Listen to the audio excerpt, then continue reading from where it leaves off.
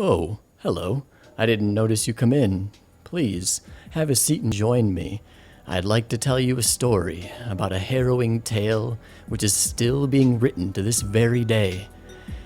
We begin our story in the nation of Enderboar, a prosperous and developing country that is home to many of the world's most prominent individuals. Enderboar was always ruled with confidence and great respect, overseen by a high council consisting of the 5 great elemental grand wizards. Each of these 5 grand wizards personified a different component of the natural elements which make up the world as a whole: water, fire, nature, earth, and air.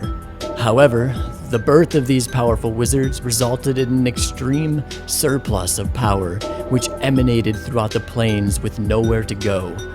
This chaotic overflow had to be contained, otherwise the weight of this spill would inevitably be too much for the world to handle.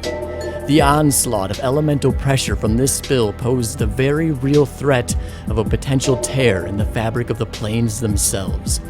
In an effort to deal with the aforementioned problem, the excess energy was forged into what's known today as the Elemental Unity Stones. Each of these stones were bound to the wizard responsible for its creation, and thereby imbued with the elemental energy corresponding to the element associated with it. These wizards were responsible for protecting their artifact in whatever way they saw fit, making sure they never let this unwieldy potential fall into the hands of someone with malicious intent. For many centuries, this council guided the nation through tough times, acting with confidence and always seeming to make the right call. The unwavering loyalty of the people remained steadfast as their nation thrived under this staunch assembly of overseers. Unfortunately, all good things must come to an end, and after hundreds of years finally came the day when the wizard's strengths were matched by a formidable force, the evil telemancer Elazar. His iniquitous actions spoke for themselves as he began murdering the Grand Wizards, quickly gaining momentum towards his devastating crusade of obtaining the legendary power these 5 individuals possessed. Before too long, Elazar started to gain too much momentum, and the remaining council was ultimately forced to make one of the toughest decisions they would ever have to make. They resolved to sacrifice their own lives in order to render the power of the stones inert, preventing Elazar from gaining a very frightening amount of dominion. With his plans now ruined by the wizard's noble forfeiture, Elazar was backed into a corner and eventually thwarted by a group of intrepid adventurers. As the nation collected itself and came to terms with having to move forward from here, the vacancies left on the High Council became an immediate issue. These powerful positions, which were now open for the first time in a very long time, promptly resulted in a race towards occupying them. During this rather brisk period of campaigning, an individual emerged onto the scene, managing to win over the hearts of the nation's inhabitants, a man by the name of Braden Reginald Shopkeeper. Braden was a wealthy business owner who established himself as a prominent merchant in the city of Brickshire. True dedication and hard work has allowed Braden the luxury of living an exceptionally lavish life as a purveyor of fine gems and jewelry, until he set his eyes on achieving something a bit more historic. Braden promised to keep the people safe, exposing many arcane secrets the previous High Council had kept from the citizens. He claimed that all the terrible things to happen throughout the course of history was due to the fact that overly powerful magical items fell into the hands of those that shouldn't have had them in the first place.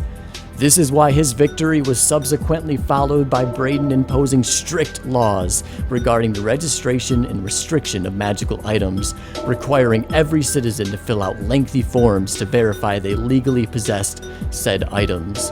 What the people didn't know, however, is that Braden was working some sort of side game. He had been working already for months using his vast wealth to obtain countless thousands of magical items, keeping them out of the people's hands intentionally. In addition to making Enderboar a safer place with these new laws, Braden also had intentions to make Enderboar more open and inviting, as he claimed it. Alongside Reverend Peace, the nation's newly appointed official spokesperson, Braden began working on reforming the religious structure of Enderboar by building hundreds of his own churches across the nation. These churches would serve as places of free and open worship, offering a safe haven for anyone to practice whatever religion they please, as long as it didn't directly harm others. These new churches would also serve as shelters to the homeless, providing food and respite to anyone in need, which is now starting to be quite a vast majority of people.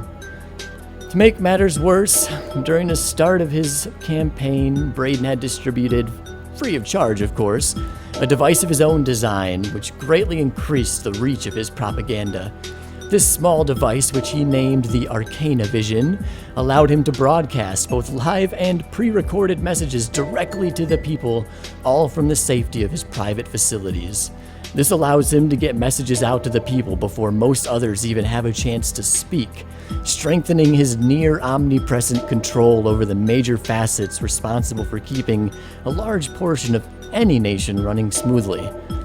All of these things came together, resulting in Braden's hopeful and promising ideals spreading to the people like wildfire devouring a dry, dead forest. On the surface, Braden embodies great spirit, showcasing only the best and most favorable traits in his actions involving the populace. Yet there are many who can see through this deceptive veil, sensing the shady aura that surrounds all of what he promises.